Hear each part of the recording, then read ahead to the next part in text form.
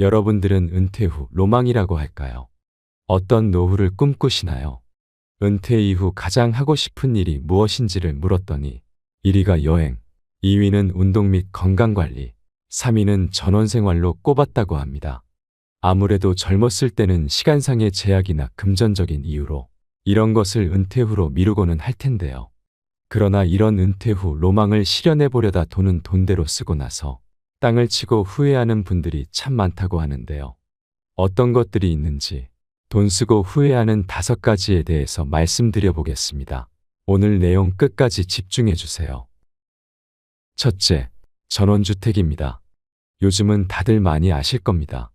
살 때는 너무 기대하고 샀는데 다양한 이유로 팔려고 하면 잘 팔리지도 않거나 또는 내가 산 가격보다 턱없이 싼 가격에 내놓아야 한다고 합니다.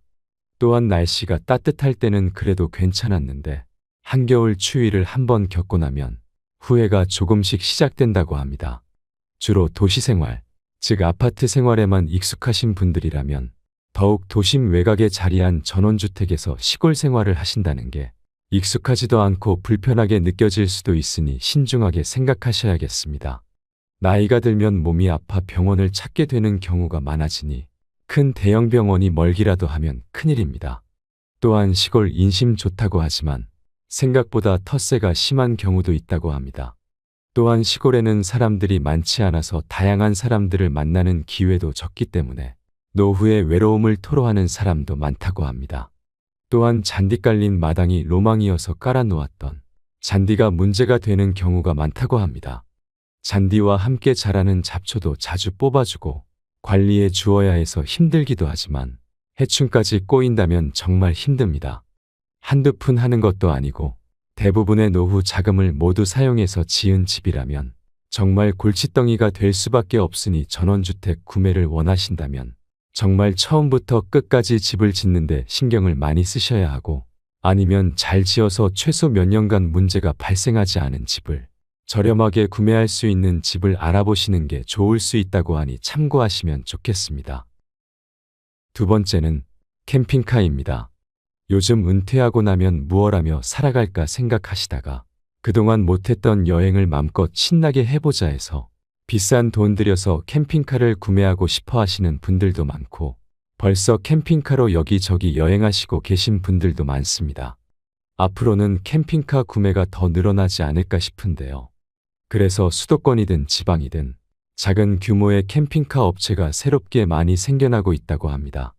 나이 들어 은퇴까지 하고 나면 늘어난 노후의 시간을 어떻게 잘 보낼 수 있을까 생각해 큰 맘 먹고 비싼 캠핑카를 덜컥 구매하시는 분들이 주변에도 꽤나 있으신데요. 다른 것들도 마찬가지겠지만 캠핑카에도 장점과 단점이 각각 존재합니다. 그러나 고가의 금액을 지불해야 하는 것이니만큼 한 번 더 신중하게 생각해 보시고 결정해도 늦지 않다는 것을 말씀드리겠습니다. 과연 우리 부부가 캠핑카를 사서 1년에 몇 번 정도 사용할까? 1년에 며칠 정도 산으로 들러 여행 다닐 수 있을까?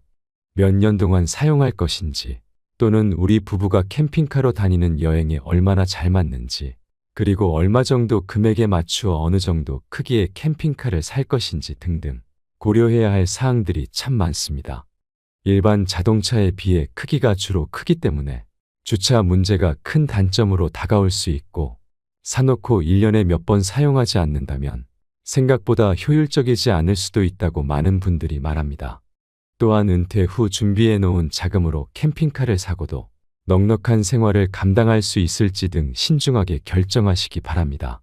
그럼에도 불구하고 여행을 좋아하시고 사고 싶다면 한두 달 정도 대여할 수도 있으니 여행해 보시고 우리가 꾸준히 여행할 수 있을지를 가늠해 보고 구매하시는 것을 추천드립니다. 또한 노후 자금 규모에 맞는 크기나 금액대의 캠핑카를 사셔야 그로 인한 스트레스를 줄일 수 있으니 참고하시기 바랍니다. 셋째는 고급 자동차입니다. 많은 은퇴하시는 분들의 꿈이 그동안 모아놓은 돈이나 퇴직금의 일부를 사용해 고급 자동차를 사고 싶어 한다고 하는데요. 은퇴하면서 이제는 이게 나의 마지막 자동차가 될지도 몰라 하는 마음으로 좋은 자동차를 사고 싶어 한다고 합니다. 그러나 사고 나면 나중에 괜히 비싼 차를 샀다고 후회하는 경우가 많다고 합니다. 차를 사면 딱 2번만 좋다고 하는데요. 바로 살 때와 팔 때라고 합니다. 차를 구매할 때는 이것이 나의 생명이 직결되는 것이니까 고급 자동차를 사는 것이 좋다거나 그동안 몇십 년 열심히 일했는데 나의 노후에 이 정도 차도 못 사나 하는 생각으로 나에게 선물을 주고 싶어 한다는 겁니다. 좋은 고급 자동차를 사야만 하는 이유를 말해보라고 하면 다양한 이유가 있을 겁니다. 그러나 내 노후 자금 중 많은 부분을 덜어 산 차는 그 좋은 감정이 오래가지 않는다고 합니다. 할부를 오래 끼고 산 자동차라면 좋은 감정이 오래가지 않고 매달 나가는 할부금을 보고 있노라면 부담으로 다가와 스트레스를 쌓을 수도 있습니다. 또한 은퇴하고 나면 직장에 나갈 일도 없으니 차량 운전을 잘 안 하게 된다고 합니다. 나이가 들면 여행을 많이 다니게 되니 고급 자동차로 멀리 가면 더욱 편할 것이라 생각되지만 조금만 나이가 더 들면 장시간 운전하는 것이 체력적으로 힘들어지기 때문에 주차장에 자동차를 세워두고 KTX 같은 대중교통을 이용하는 게 더 쉽고 편하게 느껴진다고 합니다. 그리고 목적지에 가서는 공유 자동차와 같은 시스템이 너무 잘 되어 있어서 편리하다고 하네요. 나이 들수록 자주 운행하지 않게 되면 주차장에 우두커니 세워둔 고급 자동차를 보면서 후회하게 된다고 하니 구매에 참고하시면 좋겠습니다. 자신의 노후 자금에 맞는 적당한 차를 사시는 것을 추천드립니다. 좋은 물건들은 살 때는 기분 좋지만 그만큼의 가치가 없다고 생각되는 순간 후회와 스트레스를 안고 살아야 할 수도 있습니다. 자동차는 다른 물건들보다 감가상각이 아주 큰 항목이므로 구매하실 때 신중하게 하시길 바랍니다. 넷째는 성인이 된 자녀에게 계속해서 지원하는 것입니다. 우리나라 부모들이 노후 준비를 하는 데 있어서 가장 큰 걸림돌이 바로 자녀들에게 들어가는 무한 지원입니다. 성인이 되었음에도 불구하고 유학을 원하면 유학 비용을 대고 취업이 안 되면 취업 준비에 들어가는 많은 비용을 대기도 하고 심지어는 결혼할 때 결혼자금이나 집 살 때 주택자금까지 지원하고 사업한다고 하면 그나마 남겨둔 땅이며 집까지 팔아서 모두 주고 나서 땅을 치고 후회의 눈물을 흘리는 노인분들이 많습니다. 다시 한번 말씀드리지만 절대 안 됩니다. 예쁘고 사랑스러운 자녀에게 무한정 줄 수 있다면 좋겠지만 대부분의 가정에서는 어려운 일입니다.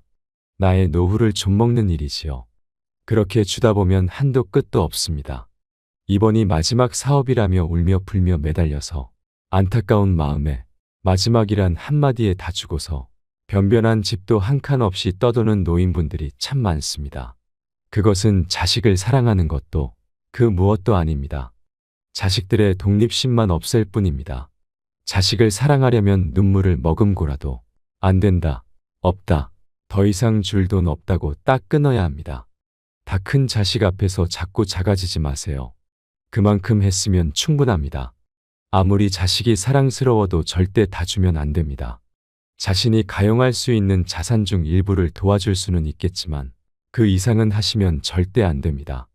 할 수만 있다면 대학 자금까지는 도와주고 싶은 분들이 많겠지만 그것도 웬만하면 자녀들이 학자금 대출을 받아서 다니도록 하고 자신이 취업하여 갚아나가는 것이 더 좋습니다. 부모 돈 무서운 줄 알아야 본인이 나중에 취업하고 돈을 벌더라도 돈을 쓸데없이 낭비하지 않고 규모 있게 사용할 줄 알게 됩니다. 이것이 바로 자식을 올바르게 사랑하는 방법입니다. 자식에게 끊임없이 주는 부모는 어쩌면 자식을 망치는 길로 가는 것일 수 있으니 뼈 아프시더라도 꼭 실천하시기 바랍니다.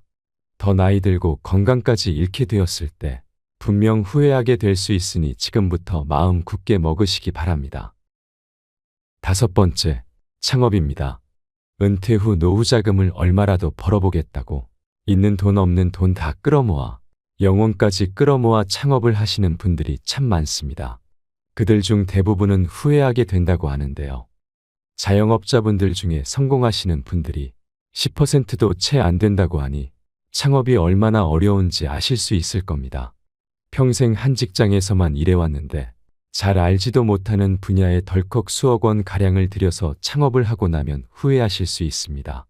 특히 요즘은 경기 상황도 많이 안 좋기 때문에 더욱 창업으로 돈을 벌기는 어려워지는 시대를 살아가고 있는데요. 남들이 창업해서 1년에 몇 억을 벌었다, 수십억을 벌었다고 하는 말에 혹해서 창업을 하면 대부분 실패로 돌아갈 확률이 높습니다. 노후에는 무엇을 해서 얼마를 더 벌까, 얼마를 더 모을까 생각하기보다는 지금까지 벌어놓았던 돈을 잘 계획하고 활용해서 있는 돈 까먹지 않고 자신의 경제 수준에 맞는 생활을 하는 것이 더 좋습니다. 노후 자금이 부족하다면 용돈 정도 벌 수 있는 일이 있다면 무엇이든 하시면 좋고, 그렇지 않다면 매월 받는 연금이나 이자, 배당금 등을 잘 사용하고 그것으로도 부족하다면 자신이 살고 있는 집의 사이즈를 줄인다든지 하는 방법으로 노후 생활 자금을 마련하고 규모 있게 사용하시는 것이 더 좋습니다. 오늘은 노후에 돈 쓰고 후회하는 경우 5가지에 대해서 말씀드렸습니다. 오늘 말씀드린 내용을 잘 생각해 보시고 노후를 더욱 행복하게 보내기 위해 오늘 이 시간 이후 무엇을 준비하면 좋을지 우리 모두 생각해 보는 시간이 되셨으면 좋겠습니다. 여러분들의 남은 노후가 더욱 건강하시고 평안하시고 행복하시길 소망하겠습니다. 이상으로 시니어를 위한 모든 것, 시니어 톡톡이었습니다. 더 유익한 내용으로 찾아오겠습니다. 이번 내용이 도움이 되셨다면 구독과 좋아요 부탁드립니다. 감사합니다.